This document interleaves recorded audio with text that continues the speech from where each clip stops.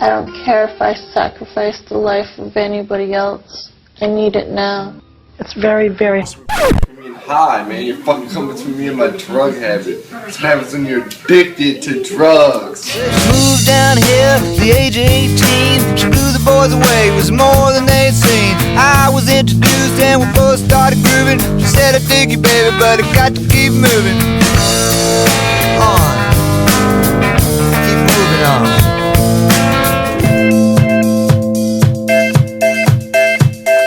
Memories are formed together through cues, like location or smells, sounds, songs. If you're a 90s kid, does this make you think of the 90s?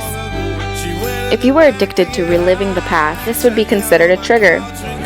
Just like alcoholics think about drinking when they're with their drinking buddies, or when they drive by their favorite bar. Basically, anything you ever did while abusing said substance will remind you of the drug, therefore initiating a craving. Down in a cigar, roll me up and smoke me, cause... When you get a craving, wait 5 minutes to give in to it for the first week. On the second week, wait 10 minutes. And never give in to a craving twice within the same hour. This will make your craving less predictable for your brain. And if it's less predictable, your brain won't automatically create those cravings.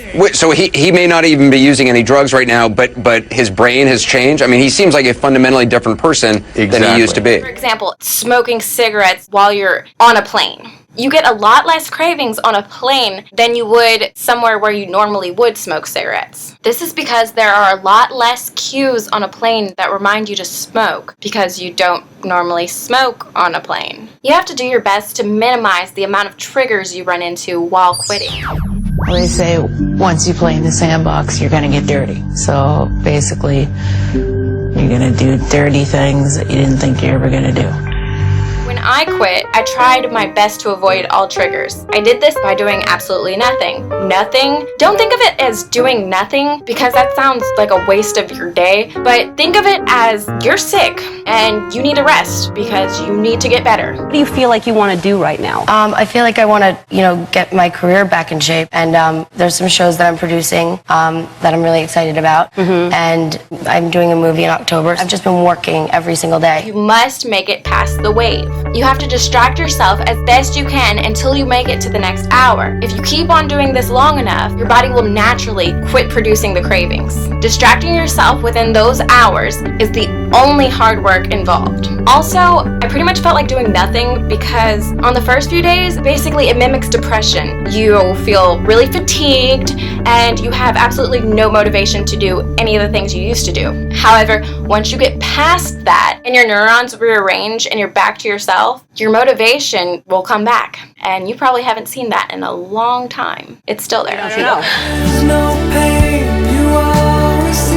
You're never going to quit if you keep making half-ass attempts. Some patients, the vast majority of mine, who are on methadone do very, very well. Methadone's a drug. If you're on methadone, you're on drugs. And so for me, it's like just rearranging the furniture. Score around here. And the reason I don't do it is because of the things I'm talking to you about. And I know that with methadone, I'd be using on top. By saying things like, I'm going to try and quit, you're basically allowing yourself to fail. I mean, think about the undertones of that.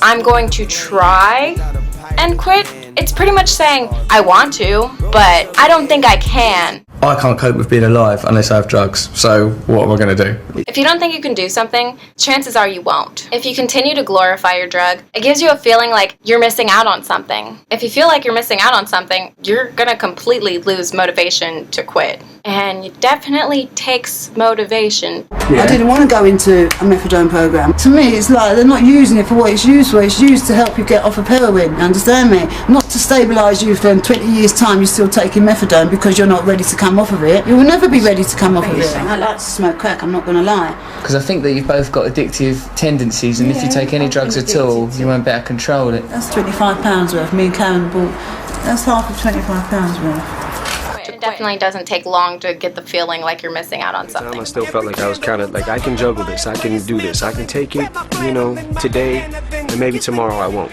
I literally cried. I spent a couple of days crying. I think that just shows the direct relationship between taking drugs and not feeling emotions, and not taking drugs and feeling emotions. And that is why people take drugs. I was scared to death of the thought of life being sober. But then 4 months later, my life was so much better and no more crying. The stuff I can think of to tell you guys was to remind yourself that you quit. Your addicted brain will try to rationalize even ridiculous ideas in order to get the drug it craves. And I felt like, well, I don't have a problem like these people. You know, I just take these pills because I can't sleep. I have a sleeping problem.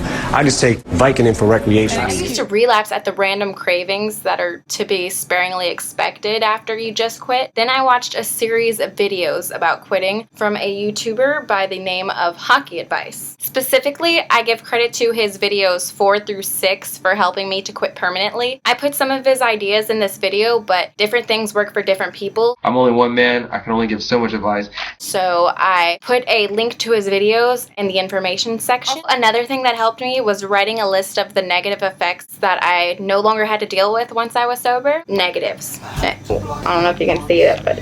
So I don't lose my head. What I would do is I would look at the list every time I had a craving to maintain my motivation not to give in, because once you hit the peak, it dissipates. You have to fight the urge until the wave breaks. Recognize the dissonance your addiction creates in you. Like, don't forget the upside. The upside is that you have tremendous potential as a human being that you could realise. Some part of you knows better. Figure out what part of you that is exactly. I wanted to be a doctor, and I had the grades to do it. I was well on my way.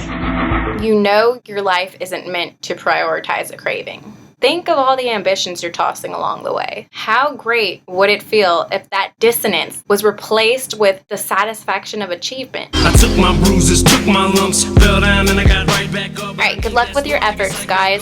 And if I helped anybody, it'd make me happy. So, like, you know, let me know. Send me a message or comment or, you know. I hit my last number, I walk to the road. Let's dance with Mary Jane. One more time to kill the pain.